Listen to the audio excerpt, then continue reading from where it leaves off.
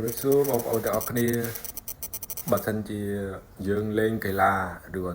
ហ្វឹកហាត់អីដែលនាំឲ្យបែកញើសនិងហត់ខ្លាំងហើយបណ្ដាលឲ្យយើងស្រេកទឹកប្រាប់តែយើងហាត់ចប់ឬក៏លេងកីឡាចប់យើងមកផឹកទឹកគឺយកតែម្ដងញាប់យកតែម្ដងហើយច្រើនទៀតមកដបហើយថែមអីចឹងទៀតគឺប្រកបណាស់គឺធ្វើឲ្យយើងនឹងមួយស្បក់ក្រោយទៅជាឡើងហើយទុនដៃទុនជើងហើយទុនកគឺអាចទៅជាបកាច់សន្លប់ហើយបើមិនបានជួយសង្គ្រោះទាន់ពេលវេលាទេគឺអាចឲ្យអ្នកជួបអាការៈបែបនេះគឺបាត់បង់ជីវិតបាន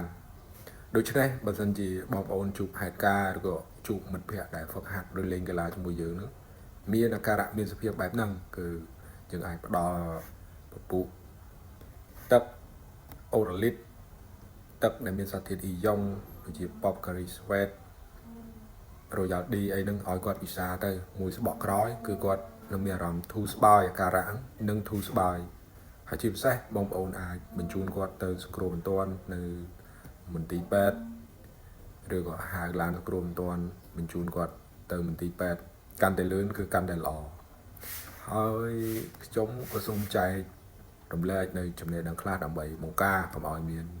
ហេតុការណ៍បែបនេះកើតឡើងចំពោះបងប្អូនឬក៏មិត្តភ័ក្តិទាំងឡាយរបស់បងប្អូនដែលលេងកីឡាជាមួយគ្នាឬក៏កូនក្រុមអីជាដើមហ្នឹងទី1គឺនៅពេលដែលហ្វឹកហាត់ឬលេងកីឡាចប់មិនត្រូវគាត់បរិភោគទឹកត្រជាក់ដូចជាទឹកកកខ្លាំងទេទី2គឺកុំឲ្យគាត់បរិភោគទឹកសុទ្ធហ្នឹងច្រើនហើយទី3គឺមិនត្រូវឲ្យគាត់បរិភោគទឹកដែលមានកំហាប់ជាស្ករខ្ពស់ដោយឡែកអ្វីដែលយើងគួរធ្វើគឺយើងត្រូវបរិភោគទឹកតូចមានន័យថាយើងលេបកម្រិតដែលយើងលេបទឹកហ្នឹងគឺលេបតូច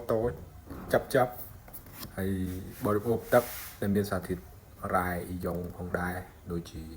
Pocari Sweat Royal D ឬក៏បរិភោគទឹកតាមការណែនាំរបស់គ្រូពេទ្យហ្វឹកហាត់ហ្នឹងទី3គឺយើងអាចផ្គត់ផ្គង់សារធាតុទឹកហ្នឹងយឺតមានន័យថាពេលយើងលេងចប់ភ្លាមយើងមិនអាចផឹកច្រើនទេទោះបីជាទឹកមានសារធាតុអ៊ីយ៉ុងក៏ដោយហើយនឹងគឺយើងផឹកយឺតទៅហើយជាកន្លះម៉ោងសឹមយើងផឹករៀងច្រើនឡើងអរគុណសម្រាប់ការតាមដានវីដេអូរបស់ខ្ញុំបាទសូមបងប្អូនកុំភ្លេច Subscribe Like និង Share ដើម្បីឲ្យចំណេះដឹងទាំងអស់នេះបានជួយដល់មិត្តភ័ក្តិបងប្អូនឬក៏កូនក្រុមរបស់បងប្អូនបានដឹងអរគុណ